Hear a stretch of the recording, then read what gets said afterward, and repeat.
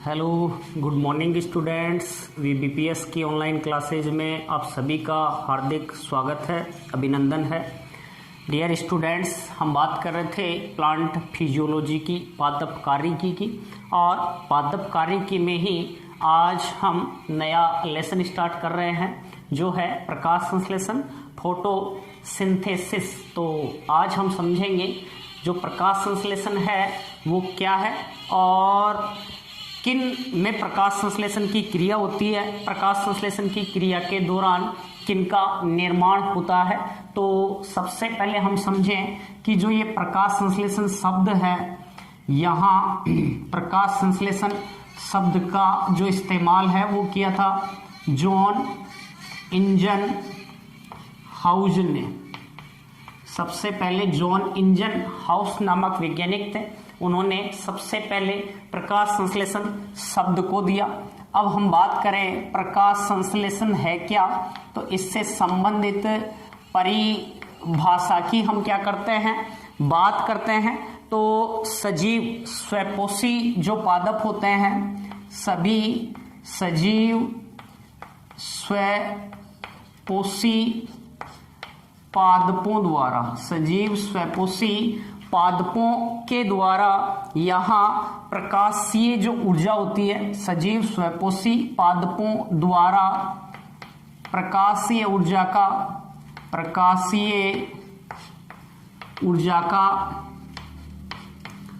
रासायनिक ऊर्जा अर्थात C6H12O6 रासायनिक ऊर्जा में बदलना ही क्या कहलाता है, प्रकाश संश्लेषण कहलाता है। इसके अलावा यहाँ हम इसकी दूसरी परिभाषा ये दे सकते हैं कि सजीव स्वपोषी जो पादप हैं, उन सजीव स्वपोषी पादपों में जो यहाँ हम देखें कार्बन डाइऑक्साइड की बात करें तो जो सरलतम कार्बनिक यौगिक हैं जैसे CO2, उनका जटिलतम कार्बनिक यौगिकों C6H12O6 ग्लूकोज या कार्बोहाइड्रेट में क्या होना, चेंज होना, बदलना, यहाँ क्या कहलाएगा, प्रकाश संश्लेषण कहलाएगा। इसके अलावा यहाँ हम इसकी एक परिभाषा देख सकते हैं जिसमें यह है कि हरे सजीव जो पौधे हैं वो प्रकाश की उपस्थिति में, हरे सजीव पौधों द्वारा प्रकाश की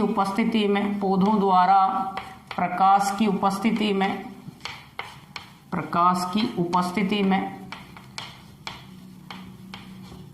भोजन निर्माण की जो क्रिया है, भोजन निर्माण की क्रिया क्या कहलाएगी, प्रकाश संश्लेषण कहलाएगी। इनके अलावा हम यहाँ ये कह सकते हैं, इसकी जो मेनली जो परिभाषा देखने को मिलती है आपको बुक में, वो है कि हरे जो पादप हैं या स्वपोषी जो जीव हैं, स्वपोषी जो पादप हैं, उनके द्वारा मृदा से जल को ग्रहण किया जाता है, मृदा से जल को लिया जाता है, और वायुमंडल से किसको लिया जाता है, जो कार्बन डाइऑक्साइड है उसको ग्रहण किया जाता है, तथा प्रकाश की उपस्थिति में पादप के जो हरे भाग हैं वहां किसका निर्माण होता है, भोजन का निर्माण होता है या कार्बोहाइड्रेट का जो निर्माण होता है, उसी को हम क्या कहते हैं, प्रकाश संश्लेषण कहते हैं। जैसे इसको हम समीकरण द्वारा समझ सकते हैं, 6CO2 और 12H2O, यहाँ 6 कार्बन डाइऑक्साइड के अणु काम में आ रहे हैं और 12 जल के अणु यहाँ काम में आ रहे हैं, और किसकी उपस्थिति में, प्रकाश की उपस्थिति में जो पेड़ पौधे हैं वो इनके हरे जो भाग हैं वहाँ पर्णहरित क्लोरोफिल क्या पाए जाते हैं, वर्णक पाए जाते हैं, जो प्रकाश ऊर्जा को अवशोषित करने का क्या करेंगे, कार्य करेंगे। तो जो पर्णहरित है, जो हरे भाग हैं वहां पर जो यहाँ CO2 और जो जल ग्रहण किया गया, मृदा से जल लिया जा रहा है और वातावरण से, वायुमंडल से किसको ग्रहण किया जाता है? CO2 को। सूर्य के प्रकाश की उपस्थिति में जो हरे भाग हैं, पर्णहरित, वहां वर्णक उपस्थित होता है, वहां पर किसका निर्माण किया जाता है? C6H12O6, मतलब ये ग्लूकोज या क्या है? कार्बोहाइड्रेट,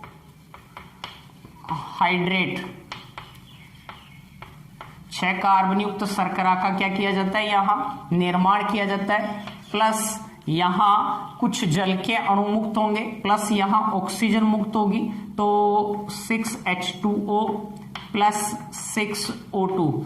तो प्रकाश संश्लेषण की जो क्रिया है, उस प्रकाश संश्लेषण की क्रिया में उप उत्पाद के रूप में यहाँ कौन सी गैस मुक्त हो रही है? ऑक्सीजन गैस मुक्त होती है। कौन सी गैस मुक्त होती है? ऑक्सीजन गैस मुक्त होती है। तो यहाँ हमने परिभाषा की बात की कि सजीव स्वपोषी पादपों द्वारा प्रकाशीय जो ऊर्जा है, उस प्रकाशीय ऊर्जा का रासायनिक ऊर्जा में बदलना ही क्या कहलाता है? प्रकाश संश्लेषण कहलाता है। या जो सरल कार्बनिक पदार्थ है, उनका जटिल कार्बनिक पदार्थों में बदलना ही क्या कहलाता है? प्रकाश संश्लेषण। या हरे सजीव पादपों द्वारा प्रकाश की उपस्थिति में जो भोजन निर्माण किया जा रहा है, वही क्या कहलाएगा? यहाँ प्रकाश संश्लेषण कहलाएगा। या हम ये कह सकते हैं कि जो पेड़ पौधे हैं वो CO2 और जल का उपयोग करते हुए प्रकाश की उपस्थिति में अपने जो हरे भाग है वहां किसका निर्माण करते हैं? कार्बोहाइड्रेट या ग्लूकोज का निर्माण करता है। वो संपूर्ण प्रक्रिया ही क्या कहलाएगी? प्रकाश संश्लेषण। प्रकाश संश्लेषण की क्रिया के दौरान उप उत्पाद के रूप में कौन सी गैस मुक्त हो रही है? ऑक्सीजन गैस मुक्त हो रही है। देखो, ऊर्जा का एकमात्र जो स्रोत है वो यहाँ सूर्य है, और सूर्य की जो प्रकाश ऊर्जा है उसको केवल और केवल जो पेड़ पौधे हैं, वो पेड़ पौधे ही रासायनिक ऊर्जा में क्या कर सकते हैं? चेंज कर सकते हैं, बदल सकते हैं। और सभी समस्त जो जीव जंतु हैं वो प्रत्यक्ष, डायरेक्ट या इनडायरेक्ट रूप से भोजन के लिए किस पर निर्भर रहते हैं? पेड़ पौधों पर निर्भर रहते हैं। अर्थात हम सभी को जो भोजन प्राप्त हो रहा है वो किसके द्वारा प्राप्त हो रहा है? यहाँ पेड़ पौधों के द्वारा सभी को क्या प्राप्त होता है? भोजन प्राप्त होता है। अब यहाँ हम बात करें कि वे कौन कौन से जीव हैं जो स्वपोषी हैं, या जिनमें प्रकाश संश्लेषण की क्रिया होती है, या जो प्रकाश संश्लेषण की क्रिया द्वारा अपने लिए जो भोजन है उसका निर्माण स्वयं कर सकते हैं। यहाँ हम ध्यान में लाते हैं, एक वैज्ञानिक थे RH व्हिटेकर। कौन थे? RH Whittaker. यहाँ RH व्हिटेकर ने 5 जगत अवधारणा दी थी। जो जीव थे उनको उनकी शारीरिक जो संरचना थी उसके आधार पर कितने जगतों में वर्गीकृत किया? 5 जगतों में वर्गीकृत किया है, जिसमें कौन आते हैं? मोनेरा है, प्रोटिस्टा है, कवक या फंजाई है, इसके अलावा पादप हैं, और कौन आएंगे? जंतु आएंगे। तो यहाँ हम बात करें इनमें से कौन कौन से जो वर्ग हैं उनमें प्रकाश संश्लेषण की क्या होती है? क्रिया होती है। और यहाँ हम देखें, जैसे मोनेरा जगत की बात करें तो यहाँ मोनेरा में आते हैं नील हरित शैवाल, साइनोबैक्टीरिया आते हैं, कुछ ब्लू ग्रीन एल्गी आते हैं। उन्हीं में प्रकाश संश्लेषण की क्या हो सकती है? क्रिया संपन्न होती है, इसके अलावा नहीं होती। प्रोटिस्टा जगत की बात करें तो कुछ क्राइसोफाइट्स हैं, इसके अलावा डाइनोफ्लेजिलेट्स हैं, इसके अलावा यूग्लिनोइड्स जो हैं, इनमें प्रकाश संश्लेषण की क्या होती है? क्रिया। जहां हम यूग्लिना की बात करें तो इन्हें जंतु और पादपों के बीच की क्या कहा गया है? योजक कड़ी। तो इन सब में प्रकाश संश्लेषण की क्या होगी? क्रिया होगी। कवक जो है इनमें प्रकाश संश्लेषण की क्या नहीं होती है? क्रिया नहीं होती है। इसके अलावा समस्त जो पादप हैं उनमें प्रकाश संश्लेषण की क्रिया देखने को मिलती है। जंतुओं में प्रकाश संश्लेषण की क्रिया नहीं होती है। यहाँ पादपों में भी हम बात करें तो अपवाद स्वरूप जैसे अमरबेल होती है, अमरबेल या कसकुटा जो है, यह क्या होती है, बाह्य परजीवी है। जो अन्य जो पादप हैं, इन पादपों के ऊपर बाह्य परजीवी होती है। अमरबेल में प्रकाश संश्लेषण की क्या नहीं होती है, क्रिया हमें देखने को नहीं मिलती है। तो मोनेरा जगत में कौन से प्राणी हैं जिनमें प्रकाश संश्लेषण की क्रिया होगी, तो जो नीलहरी शैवाल है, ब्लू ग्रीन एल्गी हैं, उनमें प्रकाश संश्लेषण की क्रिया देखने को मिलेगी। प्रोटिस्टा में क्राइसोफाइट्स, डायनोफ्लेजिलेट्स और यूग्लिनोइड्स जो हैं, उनमें प्रकाश संश्लेषण देखने को मिलता है। कवक जो हैं, कवकों में प्रकाश संश्लेषण की क्रिया नहीं होती है। पादप जो है, समस्त पादपों में प्रकाश संश्लेषण की क्रिया होगी और वो कार्बनिक पदार्थ, कार्बोहाइड्रेट आदि का क्या कर रहे हैं, निर्माण कर रहे हैं। अपवाद स्वरूप जो अमरबेल है वो बाह्य परजीवी है। जो जंतु हैं उनमें प्रकाश संश्लेषण की क्रिया नहीं होती। इसके अलावा भी हम कुछ पादपों की बात करें तो जिसमें आता है टेनोस्पोरा, ट्रापा, ऑर्किड आदि पादप आते हैं। टेनोस्पोरा, ट्रापा,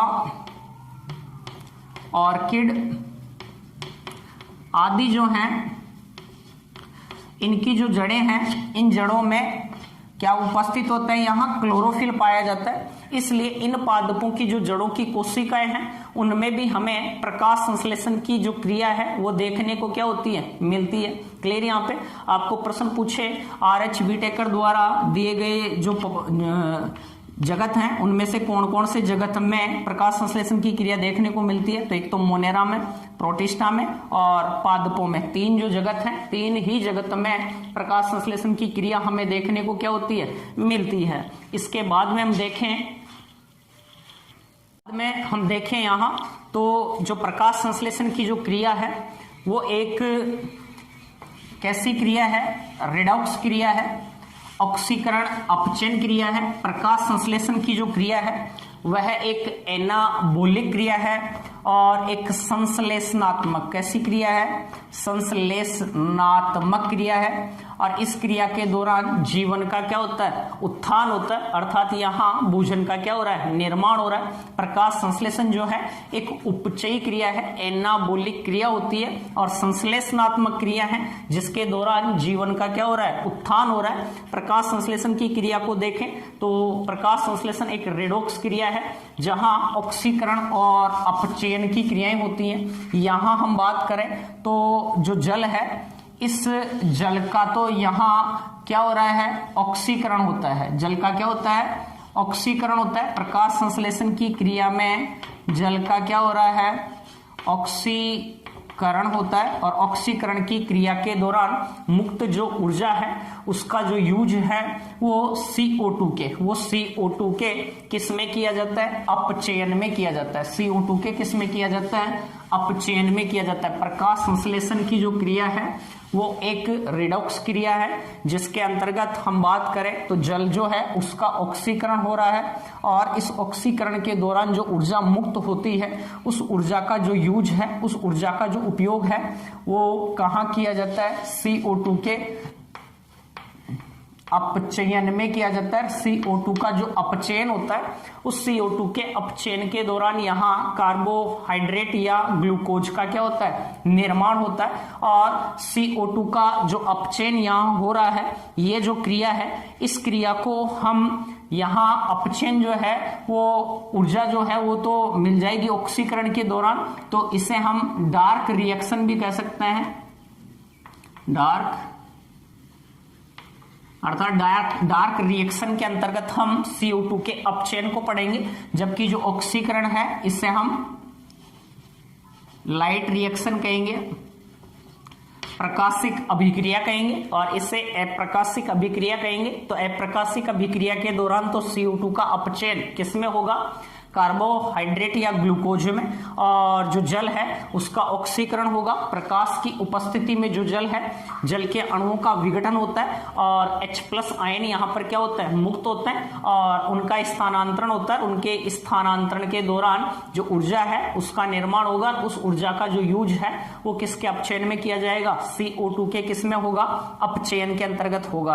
तो यहाँ जो जल है उसका तो क्या हो रहा है, ऑक्सीकरण। प्रश्न यहाँ पर यह पूछ सकता है प्रकाश संश्लेषण की क्रिया में जो ऑक्सीजन है वो किसके अपघटन से मुक्त होती है, तो CO2 के अपघटन से मुक्त होती है या जल के अणु के अपघटन से जो ऑक्सीजन है वो मुक्त होती है, तो जो जल है जल के अणुओं के विघटन से ऑक्सीजन मुक्त होती है, जबकि कार्बोहाइड्रेट या ग्लूकोज का जो निर्माण है वो किसके दौरान हो रहा है, CO2 के अपचयन के दौरान हो रहा है। तो यहाँ ऑक्सीकरण भी हो रहा है, अपचयन भी हो रहा है। तो प्रकाश संश्लेषण जो है वो एक कैसी प्रक्रिया है, यहाँ प्रकाश संश्लेषण की जो क्रिया है वो एक प्रकार की रेडक्स जो क्रिया है वो यहाँ हमें देखने को मिलती है। तो दोनों क्रियाएं यहाँ मिलती हैं और जल के 6 अणु वापस यहाँ क्या हो जाते हैं, मुक्त हो जाते हैं, जो किसके रूप में, वाष्पोत्सर्जन की क्रिया के रूप में जल हानि को दर्शाते हैं।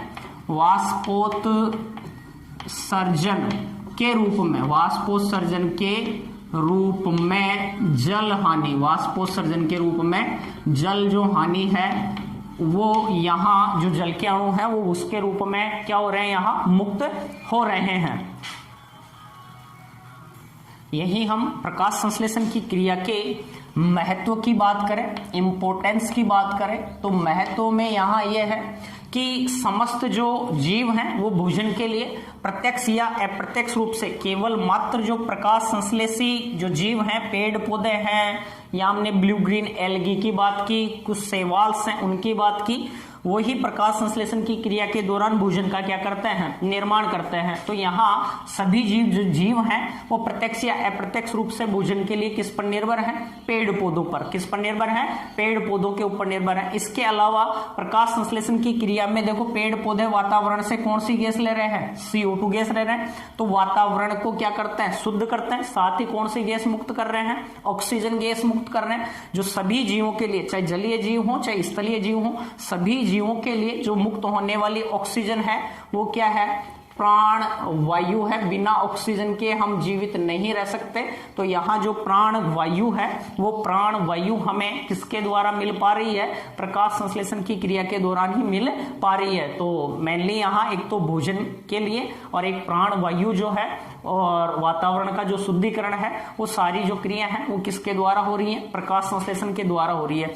अब हम यहाँ देखें तो जो पादप हैं उनमें प्रकाश संश्लेषण की क्रिया की बात करें तो लगभग 90% जो प्रकाश संश्लेषण की क्रिया है वो 90% प्रकाश संश्लेषण की क्रिया जो है वो यहाँ किनके द्वारा होती है, जलीय पादपों के द्वारा। किनके द्वारा होती है, जलीय जो जीव हैं, जलीय जीवों के द्वारा हो रही है, जलीय पादपों के द्वारा हो रही है। और इनमें भी हम यहाँ बात करें तो इनमें भी लगभग 85% के लगभग प्रकाश संश्लेषण की जो क्रिया है वो किनके द्वारा होती है, समुद्री शैवालों द्वारा, समुद्री शैवालों के द्वारा हो रही है। 85% जो प्रकाश संश्लेषण की क्रिया है वो यहाँ किसके द्वारा संपन्न होती है, समुद्री शैवालों के द्वारा संपन्न होती है। और इसके अलावा, इसके अतिरिक्त हम बात करें तो 5% यहाँ तो समुद्री जो शैवाल है उनके द्वारा 85%, 5% जो प्रकाश संश्लेषण की क्रिया है वह स्वच्छ